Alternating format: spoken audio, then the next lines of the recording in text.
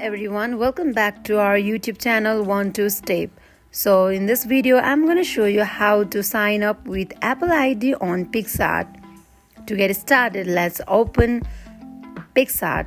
Make sure your Picsart is installed on your device. Let's click on it.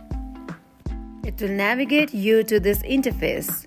Here you have many options to sign up with Google, Facebook, Snapchat and Apple.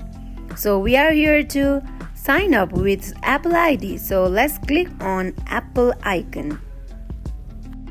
Now it will navigate you to this interface. Here click on continue button. Now check share my email and tap on continue.